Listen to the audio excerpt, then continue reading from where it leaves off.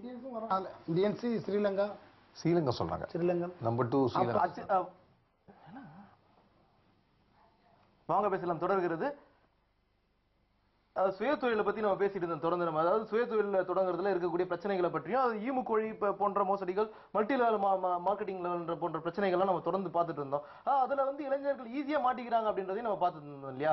அதாவது multi level marketing சொன்னா அதுல பல்வேறு நிறுவனங்கள்ல தங்க காசு மோசடி, தங்க வாட்சுகள் மோசடி அப்படின்னு சொல்லிட்டு பல்வேறு அளவுல நம்ம பார்த்துட்டு இருந்தோம் அப்படின்னு தான் பாக்குறோம். இதை எப்படி பாக்குறீங்க? இப்ப இந்த மல்டி லெவல் மார்க்கெட்டிங் என்ற அளவுலையும் கூட பல்வேறு இளைஞர்கள் பல லட்சக்கணக்கான ரூபாய்களை தொலைத்து இருக்கிறார்களே, அதை பற்றி கூட அரசு வந்து எந்த நடவடிக்கை எடுத்தாமே தெரியல.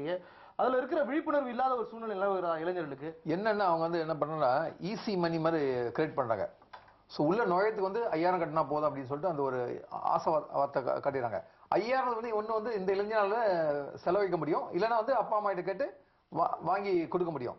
இப்போ வந்து ஒரு ஆளுக்கு 5000னாக்கா இதே வந்து 5000 பேர் 50000 பேர் எண்ணிக்கை அதிகமாகும் போது அப்படின்னா அந்த அமௌண்ட் அதிகமாகுது. ஸோ இவனுக்கு தான் லூஸ் ஆனா கூட என்ன 5000 தானே போச்சு, அவன் விட்டுட்டு அடுத்த வேலையை பார்க்க போயிடறான்.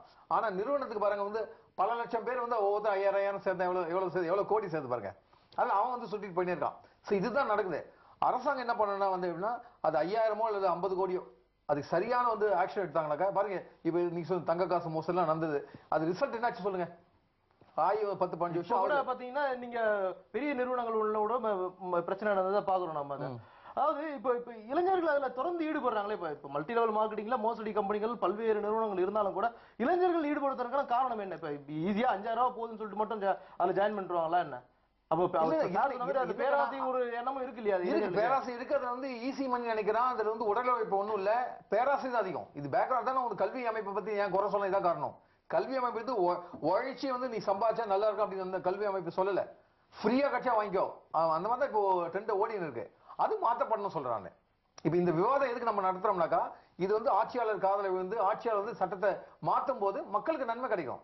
அப்ப இந்த மாதிரி ட்ரெண்ட் நல்லா இல்ல, இதனால மோசம் ஆறாங்க இளைஞர்கள் போது அந்த மாதிரி அமைப்பு அந்த சிஸ்டம் வந்து கவர்மெண்ட் பர்மிஷன் கொடுக்கூடாது. ஒரு சைடு வந்து மோசடி நடந்திருக்கு, ஒரு சைடு வந்து மக்கள் ஏமாற்றப்படுறாங்க, இன்னொரு சைடு புது கம்பெனி வந்து தான் இருக்கு.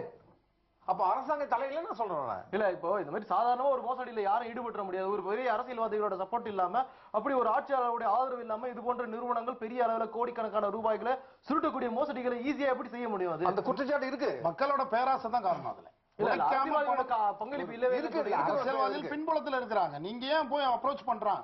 இவன் எதுக்கு சார் சொன்ன மாதிரி 5000 கொண்டு எதுக்கு அங்க கொடுக்கணும்? இவனோட பேராசை தான். உழைக்காம எப்படி முன்னேறலாம்னு இளைஞர்கள் உந்தி தள்ளக்கூடிய காரணிகளை நீங்க புறக்கணிக்க முடியாது இல்லையா? அப்போ ஒருத்தங்க 5000 ரூபாய் போட்டு 50000 வரும் சொல்லிட்டு தொடர்ந்து விளம்பரங்களும் பல்வேறு வகையில வந்து நீங்க ஒரு மனித மூலையை செலுத்தும் போது அவன் அதை நாடி போறது என்ன தவறு இருக்க முடியும்? எத்தனை பேர் ஏமாந்துருக்காங்க. நீங்க பழைய ப்ரீவியஸ் ஹிஸ்டரி எடுத்து பார்த்தா தெரிஞ்சிரும்ல. ஏன் இந்த விழிப்புணர்வு இன்னும் உங்கள்கிட்ட வரல? மேலும் மேலும் ஏன் போய் அவனை போய் ஏமாறுறீங்க? நீங்க விழிப்புணர்வு வர வந்து எஸ்கேப் ஆகலாம், விழிப்புணர்வு இல்லாத வந்து மாட்டீங்க. நீங்க விழிப்புணர்வு ஒரு சிறு ஒரு கட்டை சேவரை வச்சுட்டு பார்க்க முடியாது. மிகப்பெரிய ஒரு அரண் போல இருக்கிற அந்த கம்பெனிகள் தொடங்கக்கூடிய வகையை அவர்கள் செய்யக்கூடிய விளம்பரங்களை நீங்க ஒண்ணுமே இல்லை. விளம்பரம் நீங்க ஒதுக்கி தள்ளுங்க. நீங்க முழுக்க விழிப்புணர்வு இல்லாததான் காரணம். பொருளை பற்றின விளம்பரங்களை மதிப்பீடுகளை வந்து ரொம்ப குறைவாவே சொல்றீங்கன்னு தான் பார்க்க முடியும். விளம்பரங்கள் இல்லாம ஒரு நிறுவனம் செயல்படவே முடியாதுன்றதை பாக்குறோம். நீங்க பல்வேறு எக்ஸாம்பிளுக்கு நீங்க ஈமுக்கோழி விளம்பரத்தை எடுத்து பாருங்க.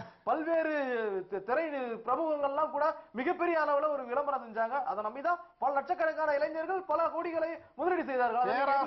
விழிப்புணர்வு இல்லாததான் இதுக்கு இல்ல. நீங்க பேராசிரியர் எப்படி சொல்ல முடியும்? பல்வேறு பிரபலங்கள் தினமும் நம்ம பார்க்கக்கூடிய பிரபலங்கள் ஒரு விளம்பரம் பண்றாங்க சார், அதை எப்படி நம்பாத இருக்க முடியும், மறுக்காம இருக்க முடியும்? அதை எப்படி பாக்குறீங்க சார்? அது இதுல பேராசை என்பதை விட நமக்கு ஒரு வாய்ப்பு கிடைக்கிறது என்று சொல்லி இவர்கள் கவர்ச்சிகரமாக சொல்லக்கூடிய விஷயங்கள்ல சுலபமா மயங்கிடுறாங்க. அந்த நம்பிக்கை தான் இங்க பெரிய விஷயம்.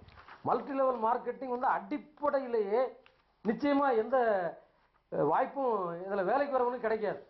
இப்ப நான் 2 பேரை பிடிக்கணும், அவன் 2 பேரை பிடிக்கணும், அவன் அப்படி 2 பேரை பிடிக்கணும், இப்படி இன்ஃபினிட்டி வரைக்கும் போகும். ஆனா எத்தனை பேர் அப்படி 5000 போடுவாங்க? இதுல ஒரு சில பேருக்கு மட்டும் லாபம் கிடைக்கும், மற்றவங்க வந்து போட்ட முதல் இழந்து போவாங்க. எனவே இது சட்டப்படி தடை செய்யப்பட்ட ஒரு விஷயம். ஆனாலும் இன்றைக்கு இந்தியாவில் தடை செய்யப்பட்ட பல விஷயங்கள் நல்லா தானே நடந்துட்டு இருக்கு. இதுல போய் மாற்றாங்க. இப்படிப்பட்டவர்களை நாம வந்து விழிப்புணர்வு கொடுத்து விடாத படிக்கு நாம நிச்சயமா அவங்கள அதுல இருந்து மீட்டு எடுக்கணும். இல்ல ஏன்னா நீங்க விழிப்புணர்வு மல்டி கொடுக்கணும்னு சொல்லிட்டு ரொம்ப சிம்பிளா சொல்லிட்டு போறீங்க. அப்ப ஏமாற இளைஞர்கள் மீது திணிக்கப்படுகிற அந்த விளம்பரங்களோ அது ஒரு மிகப்பெரிய ஒரு தாக்குதல்களோ நீங்க இல்லன்னு சொல்ல வரீங்களா? அப்ப இல்ல, அது எவ்வளவு பெரிய விளம்பரங்கள் முழு பக்க அளவுல ஒரு செய்தித்தாள விளம்பரம் வருதுன்னா அதை நம்பாத எப்படி இருக்க முடியும் இல்லைங்க, சொல்றீங்க? அதன் மீது நடவடிக்கை எடுப்பதற்கான சட்டங்கள் இந்தியாவில் இல்லாம இருக்குதுன்னு நினைக்கிறேன். அப்ப தேவையான சட்டங்களை கொண்டு வந்து இந்த மாதிரி விளம்பரம் கொடுத்த பின்னால் சட்டத்தின் சந்து பொந்துல பூந்து தப்பிக்க முடியாதபடிக்கு அவர்களுக்கு அந்த பொறுப்பு கொடுக்கணும். இவனுக்கு நஷ்டம் வந்ததுன்னா அந்த நஷ்டத்தை இந்த நிறுவனம் கொடுக்க வேண்டும்னு சொன்னா அப்ப வந்து அவன் நிறுவனமே நடத்த மாட்டானே. இல்ல இதுல பல பல பேர் சட்டம் இருந்தா இந்த விஐபி கூட பயப்படுவான். அந்த அந்த மாடலா போன அந்த பர்டிகுலர் விளம்பரத்துக்கு வந்து மாடலா பார்த்து பயப்படுவான். இவன் மோசடியா இருந்தா நமக்கு பாதிப்பு இருக்கும்னு பயப்படுவான். அந்த பயம் அந்த மாதிரி எதுவுமே இல்ல. இப்ப இந்த மாதிரி இந்த போலி நிறுவனங்கள்ல அதாவது சட்டத்தின் இருக்கக்கூடிய மிகப்பெரிய ஓட்டைகளை வைத்துக் கொண்டு தங்களை தற்காத்துக் கொள்கிறார்கள் அப்படிங்கிற குற்றச்சாட்டு இருக்கிறது எப்படி பாக்குறீங்க? உண்மைதான் இது. அப்படி ஒரு நிறுவனம் தண்டிக்கப்பட்டதா இன்றைக்கு எந்த விஷயத்திலும் நம்ம பார்க்க முடியல. அது வீணான காலதாமதம் தான் காரணம் ஒழிய சட்டம் வந்து சரியாக தான் உள்ளது. சட்டத்தில் ஓட்டையோ நீதித்துறையில் ஓட்டையோ கிடையாது. காலதாமதங்கள் ஏற்படுகிறது. இல்ல கால தாமதம் என்பது மிகப்பெரிய ஓட்டை தானே அது. அதையே வந்து சரின்னு எப்படி சொல்ல முடியும்? காலதாமதம் ஏற்படுகிறது ஒழிய எதனால் என்றால் ப்ராசிக்யூஷன் தரப்பில் அரசு தரப்பில் உரிய நேரத்தில் சாட்சிகளை கொண்டு வராது, அரசின் தரப்பில் முழு ஒத்துழைப்பு கொடுக்காததான் காரணம். தவிர அவரே சொன்னார் ஆரண கஞ்சி பழங்கஞ்சி ஆரண கஞ்சி பழங்கஞ்சி. நீதித்துறை வந்து ஓட்ட கிடையாது. இல்ல நீங்க ரொம்ப சிறிதா பாக்குறீங்க. உண்மை என்ன? இப்ப நீங்க காலதாமதம் என்பதை எப்படி எடுத்துப்பீங்க? அது ஒரு பெரிய பிரச்சனை இல்ல. நீதித்துறை வந்து இந்த வேலை செய்ய தயாராக இருக்கிறோம். நேற்று கூட நீங்கள் பார்த்தீர்கள் என்றால் சனிக்கிழமை கூட உயர்நீதிமன்றம் அமர்வு உட்கார்ந்து ஆட்கொணர்வு மனுக்கள் 223 மனுக்களை அலோவ் பண்ணி, அதாவது குண்டாஸ் ஆக்டை தள்ளுபடி பண்ணி இருக்கிறார்கள். So நீதித்துறை ரெடி டு ஒர்க் ஆல்வேஸ். வழக்குகள் ஏன் தேங்கி இருக்கிறது? ஒர்க் பண்ணணும்னு சொல்லிட்டாங்க. நீங்க நீதித்துறையை பத்தி நீங்க சொன்னீங்க சொன்னா இப்போ 6 நாள் அதுலயே மிஸ்டேக் வருது. உச்சநீதிமன்ற நீதி தலைமை நீதிபதி திரு லோதா அவர்கள் சொன்னார்கள் அதிக நாட்கள் வேலை 365 நாட்கள் அதுக்கு கடுமையான எதிர்ப்பை சென்னை உயர்நீதிமன்றம் தெரிவிச்சது. ஆனால் என்ன என்றால் நீங்க வேலை செய்யறதுக்கு தயாரா வேலை செய்ய எல்லாருமே தயாரா இருக்கிறோம். ஆனால் நீதிபதிகளை நியமிக்க வேண்டும். ஏகப்பட்ட போஸ்ட் இங்கே 20 நீதிபதி இடங்கள் காலி எடுக்கிறது. இல்ல அந்த காலி இடங்களை நிரப்ப வேண்டும். அதற்கு நாம் அரசை தான் சார்ந்திருக்கிறோம். அரசு தான் தீவிரமாக முயற்சி எடுக்க வேண்டும். வழக்கறிஞர்கள் அவங்க வேலை செய்ய தயாரா இருக்கிறோம். இல்ல அதான் ஐயா இப்ப நீதிமன்ற புறக்கணிப்பு எதுக்காக நடத்தினாங்க? உச்ச நீதிமன்ற தலைமை நீதிபதி சொல்றாரு புறக்கணிப்பு இல்ல, ஒரு நாள் வேலை செய்யுங்க, ஒரு நாள் புறக்கணிப்பு மாட்டேன், ஒரு நாள் கண்டனத்தை மட்டும் தெரிவித்தார்கள். அதே நேரத்தில் உயர்நீதிமன்றம் சென்னை உயர்நீதிமன்றம் சனிக்கிழமை பணியில் இருந்து 220 மனுக்களை பரிசீலனை செய்திருக்கிறார்கள். மொத்தம் அவர்கள் விசாரித்தது 450 மனுக்கள். அதிலே கூட நீங்கள் பார்த்தீர்கள் என்றால் அரசு வழக்கறிஞருக்கு கூட பாராட்டு சொல்லியிருப்பார்கள். குற்றவியல் அரசு வழக்கறிஞருக்கு பாராட்டே சொல்லியிருப்பார்கள். இந்த மாதிரி ஒவ்வொரு அரசு வழக்கறிஞர்களும் ஒத்துழைத்தார்கள் என்றால் நீதித்துறை வேகமாக செயல்பட தயாராக இருக்கிறோம். எங்களால காலதாமதம் கிடையாது. மோசடிகள்ல இன்னும் பல்வேறு வகையான மோசடிகளை பார்த்தோம். மிக முக்கியமான மோசடி கிரெடிட் கார்டுகளை பயன்படுத்தி மோசடிகள் பல்வேறு வகையிலே தளங்களிலே ஈடுபடுத்தப்படுகிறார்கள் அப்படிங்கறத பார்த்துட்டு இருக்கோம். அதாவது கிரெடிட் கார்டுகளை பேஸ் பண்ணி நிறைய இந்த மோசடிகளை நம்ம பார்த்துருக்கோம். கிரெடிட் கார்டை தேய்ச்ச பிறகு டூப்ளிகேட் கார்டு ரெடி பண்ணி அதுல இருந்து பணத்தை எடுக்கிறதுலாம் நம்ம பார்த்துருக்கோம். அந்த பிரச்சனைகளை எப்படி பாக்குறீங்க? அதை பயன்படுத்துறவங்களுக்கு விழிப்புணர்வு இல்லையா அது, அல்லது அதை சார்ந்த தொழில்நுட்பம் வந்து திருடுறவங்களுக்கு ரொம்ப அதிகமா இருக்கு அப்படின்றத பார்க்க முடியுமா? இல்ல முதல் பாத்தீங்கன்னா உங்களுக்கு கிரெடிட் கார்டு தேய்க்கும் போது இந்த பின் பண்ண முதல்ல சீக்ரெட் பின் இல்லாம இருந்தது. அதனால தான் நிறைய மோசடி ஆச்சு. அதுக்கப்புறம் இந்த மோசடிக்கு திடீர்னு லேட்டா வந்து கவர்மெண்ட் வீழ்ச்சிச்சு. சோ நீங்க என்ன பண்ண ஸ்வைப் பண்றது மட்டும் இல்லாம நீங்க வந்து அந்த பின் வந்து நீங்க வந்து வர அந்த கஸ்டமர் வந்து ஐடி ப்ரூஃப் கேக்குறாங்க, பின் பண்ண சொன்ன மாதிரி இப்ப பெரும்பாலும் அந்த குற்றம் கம்மியாச்சு. சோ அதனால அந்த கிரெடிட் கார்டு மோசடி வந்து பெரும்பாலும் கம்மியா இருக்கு. முதல்ல வந்து சட்டம் சரியில்லாதனால நிலைமை வேற மாதிரி மோசமா இருக்கு. சட்டத்து வேலையும் போறீங்களா? ஆமா, அதை பயன்படுத்துறவங்க சார் கரெக்டா பயன்படுத்துறவங்க விழிப்புணர்வோடு இருக்கு. அதுல பார்க்க வேண்டியது என்ன சொன்னா நம்மளுடைய கார்டுல வேற எந்த இடத்துல தேய்க்கிறாங்க, தேய்க்கிறது இன்னொரு மிஷினையும் தேய்க்கும் பொழுதுதான் அந்த மாதிரி பிரச்சனைகள் வருதுன்றத நம்ம பார்த்து நம்ம விழிப்புணர்வா இருக்கு. அப்படி தேய்க்கிறவங்களுக்கு அந்த கார்டு கொடுக்கறவங்களுக்கு ஒரு விழிப்புணர்வு இல்லைன்றதான் பாக்குறோம். இது மட்டும் இல்ல, இதை சார்ந்து இணையதளத்துல இது போன்ற பல்வேறு மோசடிகள் வருது. ஒரு ஃபேக் இமெயில்ஸ் எல்லாம் கொடுத்து பாத்தீங்கன்னா இன்கம் டாக்ஸ் டிபார்ட்மெண்ட்ல இருந்து போன் மெயில் பண்றோம், நீங்க டாக்ஸ் கட்டணும், இந்த அளவு கட்டினீங்கன்னா டிஸ்கவுண்ட் தருவோம் அப்படின்ற மாதிரி எல்லாம் ஒரு மோசடிகள்லாம் இருக்குது. மக்கள் வந்து இதுல இருந்து தனிப்பட்ட முறையில நம்ம தெரிஞ்சுக்கிட்டாதான் உண்டுங்க. எல்லாமே பேராசையும் விழிப்புணர்வு இல்லாததான் காரணம். ஒவ்வொருத்தருக்குமே பேராசை இருக்கிறது. உழைக்காம எப்படி நமக்கு வருமானம் வரும்னா எல்லாருமே ரெடியா இருக்கிறோம். சோ இது தனி ஒழுக்கம் தான் கொண்டு வந்து முதல்ல இருந்து சொன்ன விஷயம் என்னன்னா தனி ஒழுக்கத்தை சார்ந்து போதுன்னு சொல்றீங்க. ஒரு அறிவியல் தொழில்நுட்பத்தை பயன்படுத்தி ஒரு மோசடி கும்பல் மக்கள் மீது ஒரு திட்டமிட்ட ஒரு திருட்டை நடத்துகிறது என்று சொன்னால் அதை தடுக்க வேண்டிய கடமை அரசுக்கு தானே இருக்கிறது. இதை சார்ந்த இப்ப சைபர் கிரைம் சொல்லிட்டு சென்னையில வந்து பெரிய அளவுல இயங்கிட்டு இருக்கு.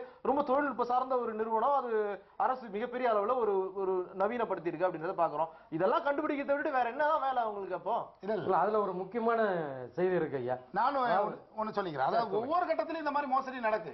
இப்ப கிரெடிட் கார்டு மோசடிங்கிறது இந்த 10 வருஷத்துல வர்றதுதான். மோசடியை களையறதுக்கு அவங்களும் ஒரு டெக்னிக் கொண்டு வராங்க, திருடுறவன் புது டெக்னிக் கண்டுபிடிச்சிட்டு வர்றான். அதான் நடந்துட்டு இருக்கு. முழுக்க நம்ம பேராசையும் தனி மனித ஒழுக்கம் தான் வேணும். இல்ல அரசு ஒவ்வொரு கட்டத்திலையும் கவனிக்க தவறுது அப்படின்றத நான் பார்க்க முடியும். அதுல எப்படின்னு சொன்னா உங்க அக்கௌண்ட் உங்ககிட்ட இருக்கும், உங்க பாஸ்வேர்டு உங்க ஏடிஎம் கார்டு எல்லாம் உங்ககிட்ட இருக்கும். ஆனா அதுல இருந்து நான் பணம் எடுப்பேன். எப்படின்னு சொன்னா இப்போ சர்வர்லயே போய் எடுத்துட வேண்டியது. இப்போ உங்க பாஸ்வேர்டு எக்ஸெட்ரா அங்க சர்வர்ல ரெக்கார்ட் ஆயிருக்கும். இங்கெல்லாம் விட்டுருங்க, மெயின் கேட் அது வழியா தான் எல்லாம் போகணும் இல்லையா, டேட்டா போக வேண்டிய இடத்துல அங்க போய் பிடிச்சிருவாங்க. அப்படி பிடிச்சி எடுத்துட்டு உங்க பல பேர் அக்கௌண்ட்ல இருந்து பணத்தை எடுத்துட்டு அவன் அப்படியே எஸ்கேப் ஆகி போயிடுவான்.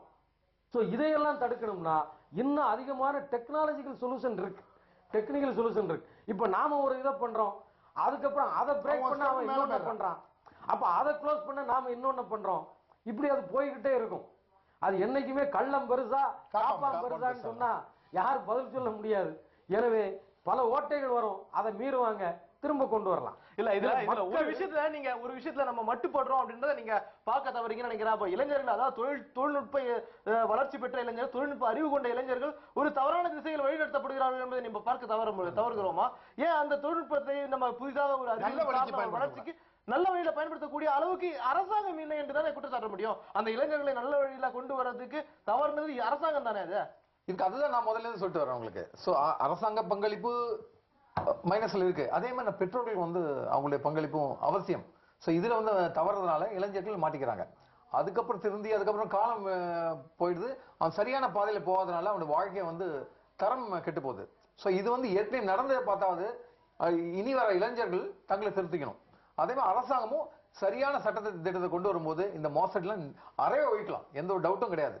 சட்டம் கடுமையாக இருந்தால் நிச்சயமாக இந்த மாதிரி குற்றச்செயல்கள் கண்டிப்பா நடைபெறாது. அதாவது சட்டம் கடுமையாகணும் சார் சொல்றாரு. கடுமையான சட்டங்கள் என்ன 420 மேல ஒரு செக்ஷன் இல்ல, அதை விட 3 ஆண்டுகளுக்கு மேல ஒரு கடுமையான தண்டனை 427 இயர்ஸ். அப்படி இருக்கிற பொழுது அதாவது அதுல கூட நீங்க 7 வருஷம் தண்டனை கொடுத்தா நம்ம எதையும் பார்க்கல, அதை கூட 1 வருஷம் தான் கொடுக்குறாங்கன்னு நீங்க சட்டம் முன்னாடி சொன்னீங்க. அந்த வகையில இப்படி கடுமையான சட்டங்கள் இல்லாத போது இவர்கள் எல்லாம் எப்படி திருந்துவாங்கன்னு எதிர்பார்க்க முடியும்? நம்ம இவர்கள் அதிகமான ஒரு வாய்ப்பு தானே அவர்கள் தொடர்ந்து செய்வதற்கு. தனிப்பட்ட ஒழுக்கத்துலதான் எல்லாரும் திருந்தணும். அவன் முதல்ல செல்ஃபா திருந்திக்கணும், வேற எதுவும் பண்ண முடியாது. ஏன்னா அடுத்தவங்களுக்கு கொடுக்குற தண்டனையை பார்த்து திருந்தலாம், தனிப்பட்ட முறையில திருந்திக்கலாம். நம்மளே ஒவ்வொருத்தருமே தனிப்பட்ட முறையில தவறுகள் பண்ணிட்டு இருக்கிறோம். சோ இது போக பேராசை வர போந்துருக்குது. இதான் மேலும் மேலும் குற்றங்கள் நடக்கிறது. இல்ல சார், தனிப்பட்ட முறையில வந்து சுயமா திருந்தணும் அப்படின்னா அதுல திருந்தணும் உண்டு, அது ஒரு கம்மி பர்சன்டேஜ். நிறைய பர்சன்டேஜ் வந்து கண்டிப்பா அது சரியா சட்டம் அமல்படுத்தப்பட்டால் இது தண்டனை நமக்கு கிடைக்கும் பயத்துல வந்து நிறைய பேர் திருந்த வாய்ப்பு இருக்கு. அந்த பயம் தான் இல்லைன்னு சொல்ல வரேன். நான் சுயமா திருந்தல் பத்தி விட்டுருக்கேன் அந்த மாதிரி விஷயங்களை. அதாவது இன்று இளைய தலைமுறை அதிகம் சீரழிக்கும் மோசடி வழிகளை பற்றியும் இணையதள மோசடியை பற்றியும் வெளிநாட்டில் வேலை என்று சொல்லி மோசடிகளை பற்றியும் விரிவாக விவாதித்தும் விவாதத்தில் பங்கு கொண்ட நியூட்டன் அறிவியல் மன்றத்தை சார்ந்த சமூக ஆர்வலர் இளங்கோ அவர்களுக்கும் வழக்கறிஞர் ராமச்சந்திரன் அவர்களுக்கும் தொழிலதிபர் சமூக ஆர்வலர் திரு லிஜிகுமார் அவர்களுக்கும் நன்றி கூறி விடைபெறுகிறோம். வணக்கம்.